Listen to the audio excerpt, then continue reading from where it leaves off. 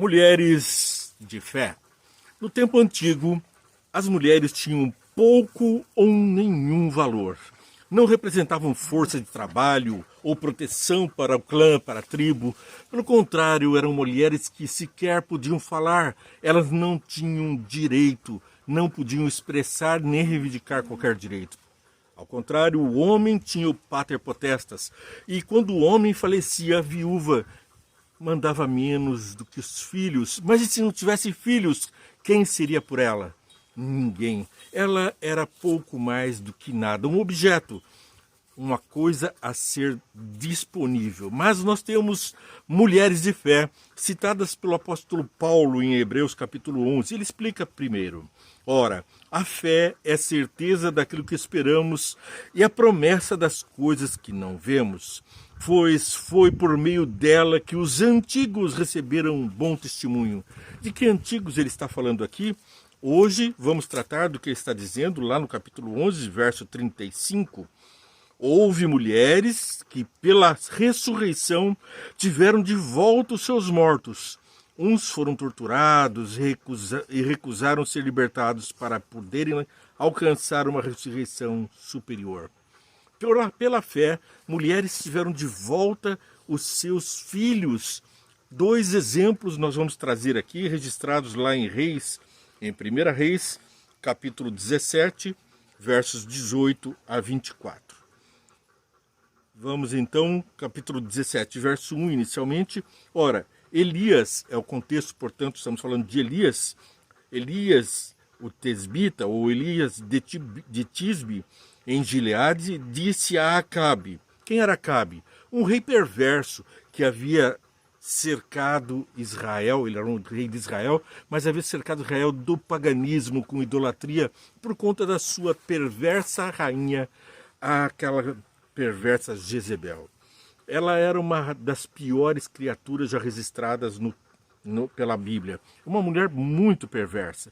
E aqui está, ora, Elias de Tisbe, em Gileade, disse a Acabe: juro pelo nome do Senhor, o Deus de Israel, a quem sirvo, que não cairá orvalho nem chuva nos anos seguintes, exceto mediante minha palavra. A partir daí, Elias passa a ser como aquele que perturba Israel, nas palavras do próprio Acabe. Ele passa a ser uma pessoa revestida do grande poder divino para grandes milagres, mas também para grande calamidade, aquela que estava diante dos olhos deles. Vemos então aqui do versos 8, leio do verso 7 até o verso 24, a história para entendermos o contexto. Algum tempo depois, o riacho secou-se por falta de chuva. Então, a palavra do Senhor veio a Elias: vá imediatamente para a cidade de Serepta, a cidade de Serepta, de Sidom, e fique lá. Ordenei a uma viúva daquele lugar que lhe forneça comida. É justo uma viúva, tanta gente abastada ainda no reino de Acabe, alguns fiéis, quem sabe alguns da igreja, quem sabe algum rico do povo, para atender aquele importante profeta. Não, era uma viúva, naquele lugar que lhe forneça comida. E ele foi. Quando chegou à porta da cidade, encontrou uma viúva que estava colhendo gravetos. Colhendo gravetos, uma viúva colhendo gravetos. Ele a chamou e perguntou: pode me trazer um pouco d'água numa jarra para eu beber? Quem era essa viúva? Uma viúva que não era do povo de Deus. Ela não era uma pessoa que estava adepta à fé cristã, à fé do Deus Jeová. Pelo contrário, ela estava agora diante daquele que era o causador da seca, porque ele havia dito que não choveria. Pode me trazer água? Era o momento de uma vingança, era o momento, quem sabe você que disse que não choveria até que falasse, fala, porque nós estamos todos morrendo de sede e de fome. Abre a boca e fala para que chova, para que nós possamos ser livres da sua própria maldição. Mas Deus disse que ordenou a ela para dar comida: pode me trazer um pouco d'água numa jarra para eu beber? Enquanto ela ia buscar a água, ele gritou: por favor, traga também um pedaço de pão.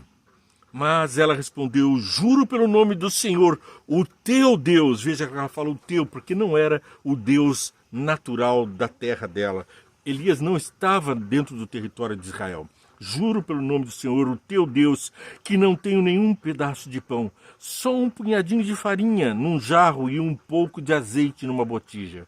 Estou colhendo uns 2 gravetos para levar para casa e preparar uma refeição para mim e para meu filho, para que o comamos e depois morramos.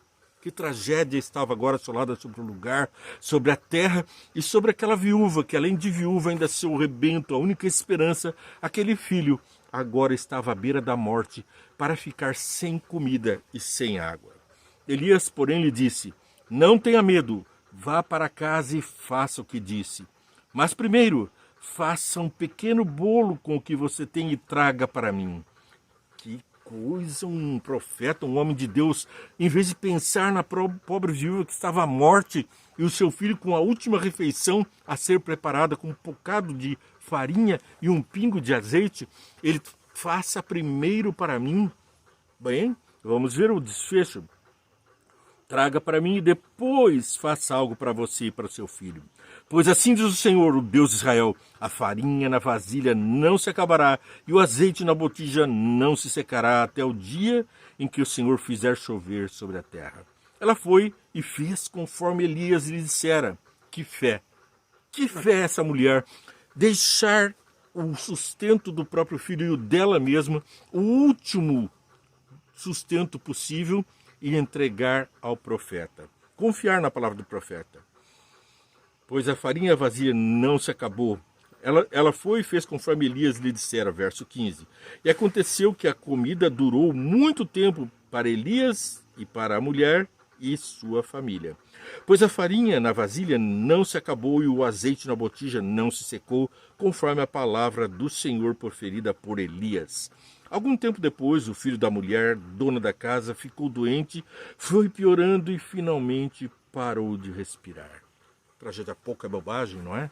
Mas ela confiou em Deus. Deus prometeu o sustento até para ela e para a família, até que voltasse a chover. E agora o filho morre e a promessa de sustento até que o filho pudesse superar a crise. E a mulher reclamou a Elias, verso 18. Que foi que eu te fiz, ó homem de Deus? Vieste para lembrar-me do meu pecado e matar o meu filho? Aquela mulher se reconhecia como pecadora, mas ela estava agora sob a maldição do povo, porque as mulheres viúvas e sozinhas eram tidas como malditas, desamparadas por Deus e pelos homens. Dê-me o seu filho, respondeu Elias. Ele o apanhou dos braços dela, levou-o para o quarto de cima onde estava hospedado e o pôs na cama. Então clamou ao Senhor: ó Senhor meu Deus, trouxeste também desgraça sobre esta viúva com quem estou hospedado, fazendo morrer o seu filho? Então ele se deitou sobre o menino 3 vezes e clamou ao Senhor: ó Senhor meu Deus, faze voltar a vida a este menino.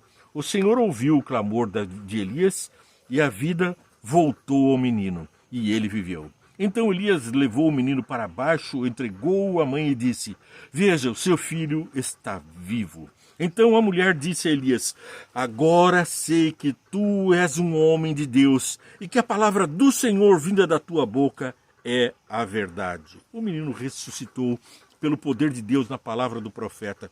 Tudo por conta da fé, da confiança, capaz de entregar o último bocado para a sobrevivência do profeta. A confiança na palavra de Deus também foi registrada em 2 Reis, capítulo 4, verso 1 até o verso 7.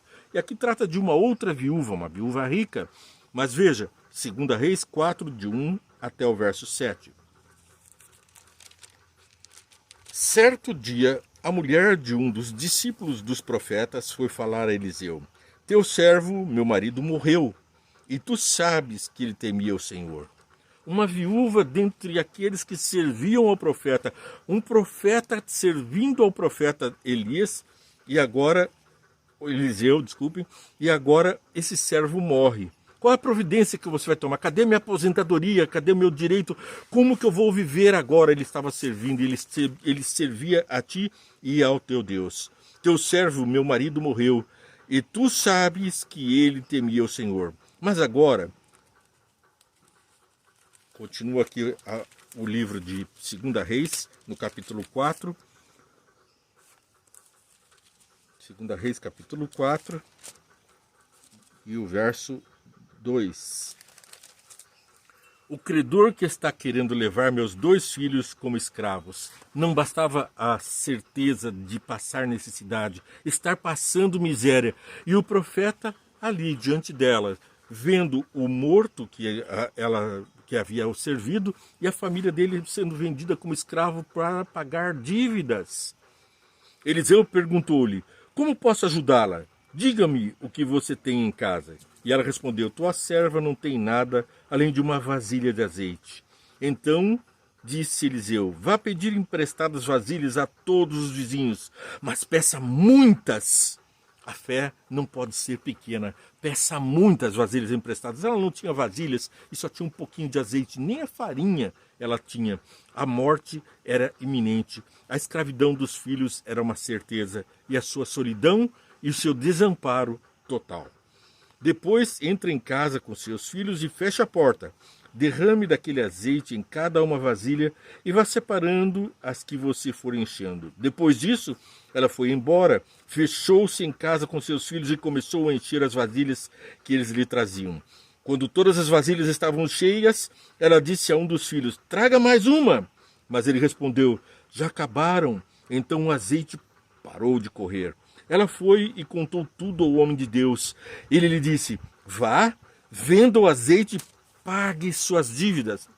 Vá, venda o azeite. Portanto, não foi apenas para seu sustento, mas foi também para solucionar o problema da escravidão, a escravidão e a morte.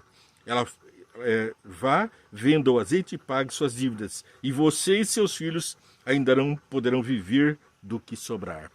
Não foi apenas uma providência momentânea, mas uma providência duradoura.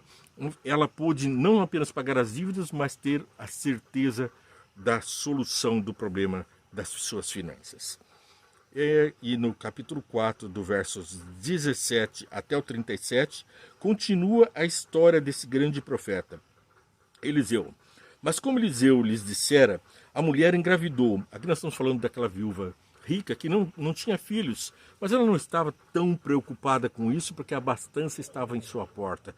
Ela tinha fartura, mas a ideia de uma solidão, de um desamparo, era uma certeza também. A mulher engravidou,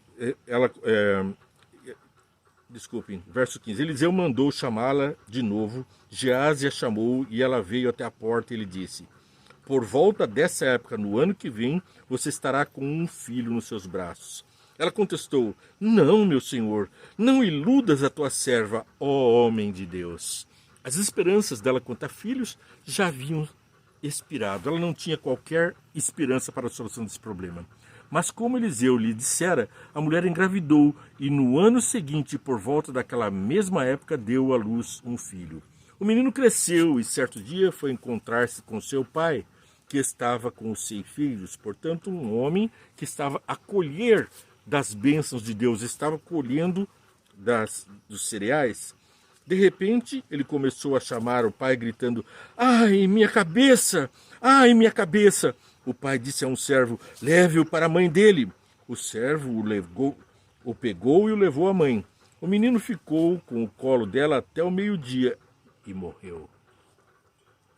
De que vale a promessa do profeta se o filho morreu ainda novo? Ela subiu ao quarto do homem de Deus, deitou o menino na cama, saiu e fechou a porta. Ela clamou ao marido e disse: preciso de um servo e de uma jumenta para ir falar com o homem de Deus. Vou e volto logo. Ela não falou da morte do filho, ela não reclamou, ela não murmurou. Vou buscar solução em Deus. Ele perguntou: mas por que hoje? Não é a lua nova nem sábado? Ela respondeu: não se preocupe. Ela mandou selar a jumenta e disse ao servo: vamos rápido, só pare quando eu mandar. Assim ela partiu para encontrar-se com o homem de Deus no Monte Carmelo. Veja que o costume dela era, aos sábados, ir à igreja e frequentar também as festas das luas novas, as promessas bíblicas a respeito da salvação que viria de Deus. Quando ela viu a distância, disse ao seu servo Geazi: olhe, é a sunamita. ali estava Eliseu com seu servo Geazi. Olhe, é a sunamita. Portanto, também uma mulher forasteira.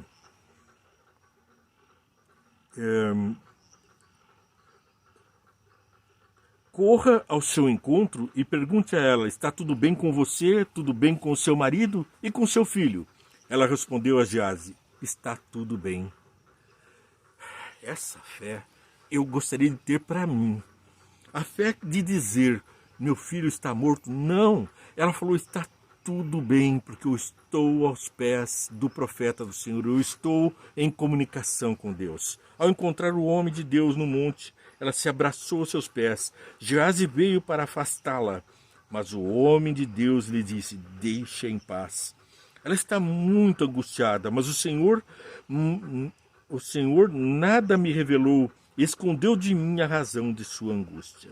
Um profeta não pôde saber a razão da angústia. Ela mesma disse: está tudo bem. Então Eliseu disse a Geazi: põe a capa por dentro do cinto e pegue meu cajado e corra. Por quê? Porque no verso 28, e disse a mulher: acaso eu te pedi um filho, meu senhor? Não te disse para não me dar falsas esperanças? Então Eliseu disse a Geazi: põe a capa por dentro do cinto, pegue o meu cajado e corra. Se você encontrar alguém, não o cumprimente, e se alguém o cumprimentar, não responda. Quando lá chegar, ponha o meu cajado sobre o rosto do menino. Mas a mãe do menino disse: juro pelo nome do Senhor e por tua vida, que se ficares, não irei. Então ele foi com ela. Isso faz lembrar a fé das pessoas que procuravam Jesus, né? Uma fé capaz de transpor obstáculos. Geazi chegou primeiro e pôs o cajado sobre o rosto do menino, mas ele não falou nem reagiu. Então Geazi voltou para encontrar com Eliseu e lhe disse: o menino não voltou assim. Quando Eliseu chegou à casa, lá estava o menino morto, estendido na cama. Ele entrou, fechou a porta e orou ao Senhor. Depois deitou-se sobre o menino, boca a boca, olhos com olhos, mão com mãos. Enquanto se debruçava sobre ele, o corpo do menino foi se aquecendo. Eu me lembro agora de Jesus deitado por sobre aquele menino também para trazer de volta à vida. Eliseu levantou-se e começou a andar pelo quarto, depois subiu na cama e debruçou-se mais uma vez sobre ele. O menino respirou 7 vezes e abriu os olhos. Expirou, ele expirou, não respirou 7 vezes e abriu os olhos. Bom, se o menino agora expirou, Eliseu chamou Geazi e o mandou chamar a sulamita. E ele obedeceu. Quando ela chegou, Eliseu disse: pegue seu filho. E ela entrou, prostrou-se a seus pés, curvando-se até o chão. Então pegou o seu filho e saiu. Saiu abençoada, a promessa foi cumprida. O filho veio e a ressurreição do filho também. Veja, nós temos a ressurreição de pessoas desde os antigos tempos e a certeza de que com Deus tudo é possível. Vê e entende, é um programa que vem ao nosso coração pela palavra de Deus, traduzindo a vontade de Deus para mim e para a sua vida. E a vontade dele é crer. Aquele que crê em mim, ainda que morra, viverá. E você está nesse mundo morto de pecados, morto no pecado, a ressurreição chega à tua porta ainda agora. E a promessa de Deus é que a vida torna a nós vamos sair do mundo de pecado e vir para o mundo de Deus, o mundo das luzes. Desde que estejamos com fé e obedecendo a palavra de Deus, vendo e entendendo. Ei, vê e entende. Curta e compartilhe esse programa, siga essa programação, vem com a gente, abençoa os outros multiplicando essa palavra e seja abençoado ao abrir a palavra de Deus. Oremos juntos. Pai amado, Pai querido, obrigado por essas pessoas queridas e maravilhosas que acompanham essa programação e que são, como eu, muito abençoadas pelas ricas promessas que se concretizaram no passado, que nos fortalecem hoje para o teu breve cumprimento da teu retorno, onde os meus queridos parentes que estão descansando na sepultura, dormindo, onde saiu deles o fôlego da vida e estão no pó da terra, retornarão. E eu poderei abraçá-los junto contigo quando o Senhor retornar a essa terra. Fortalece a nossa fé, a nossa esperança, faz-nos viver junto aos teus profetas. A tua palavra é o que peço para todos, em nome de Jesus. Amém. Paz e graça, não esqueça, curta, compartilha e siga essa programação. Que Deus te abençoe e muito.